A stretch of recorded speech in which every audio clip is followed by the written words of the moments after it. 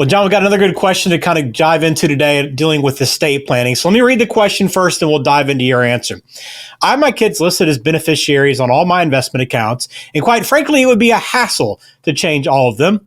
But I got remarried about a year ago and I'm going to get a new will and estate plan with my new husband. Can I just make sure that will leaves everything to him if I die and have the lawyer make sure it overrides the beneficiaries on my accounts? Let's find out what John has to say coming up now.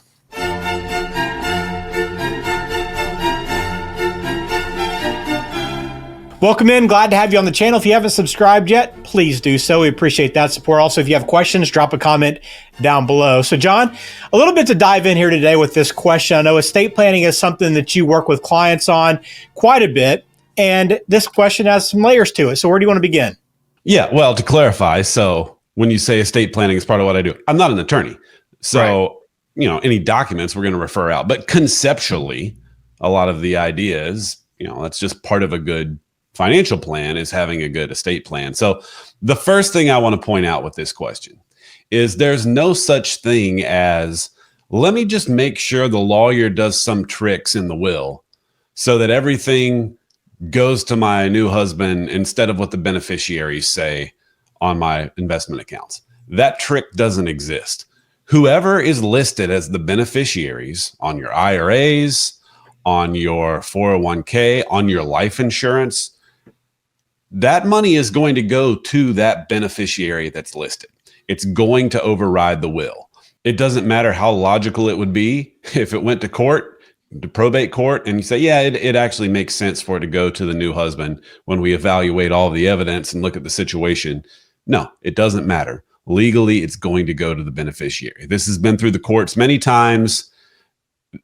Beneficiary designations are going to override the will. And of course, there's those extreme examples where somebody has a life insurance policy, he gets divorced, gets remarried, he's remarried for 20 years, but forgot to ever update the beneficiary on the life insurance policy. He dies, the money goes to the ex-wife because he never updated it, right? So it's just one of those things you want to be on top of. And again, no matter how logical it might seem that, oh yeah, that money should go to the new wife, doesn't matter what the will says. So that's the main thing to make clear about this. So I know that with the second marriage, and this is happening quite a bit, right? We're seeing more and more people get remarried later in life when financial picture is a little bit more complicated, right? So I'm sure there's some estate planning challenges beyond just beneficiaries that you need to be thinking about if you decide to get remarried. Yeah, well, there's no getting around it that second marriages can be tricky, especially if there are kids from previous marriages. So here's an example. Let's say husband and wife get remarried. It's their second marriage for each of them. They both have kids from their previous marriage. Obviously, in almost every situation, each spouse is going to want to make sure that the other spouse is taken care of if they die first. So you could foresee a situation where husband dies first. He wants to make sure, obviously, that his new wife still has the house, still has the use of all the investments to create the income that she needs. And so what if he leaves everything to her? And then she leaves everything to her kids. Well, his kids get nothing.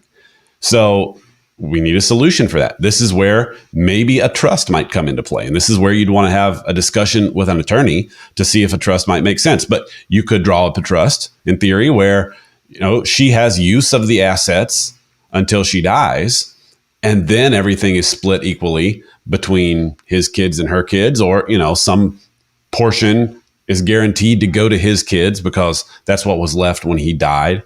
A lot of different ways you can structure it. And sometimes you have to get a little bit creative, but no matter how much you trust that new spouse or how much, how good the relationship maybe they have with your kids, like as the new step parent, things can change if you die and, the new partner outlives you by 10 or 20 years, like things can change in that time.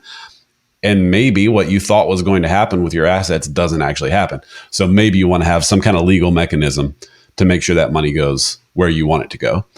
In some cases, it could be as simple as, all right, well, he's got $1 million. He dies. He's going to leave 25% of it to her and 75% to his kids. Maybe she has enough assets already that just getting that extra $250,000 that's just hers. She can leave it to her kids if she wants.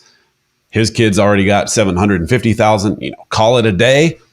Maybe that works in some situations, but other times, yeah, you might need some legal documents to make sure this does what you want it to do. All right. Well, if you want to get in touch with John, you can call or text 800-545-2991. Again, all that contact information is down in the description below.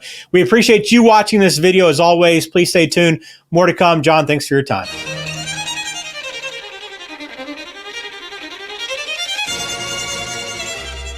Carolina Wealth Stewards, doing business as Rosewood Wealth Management, is a registered investment advisor in the state of North Carolina. The material presented is intended to be general information and should not be construed by any consumer as the rendering of personalized investment advice.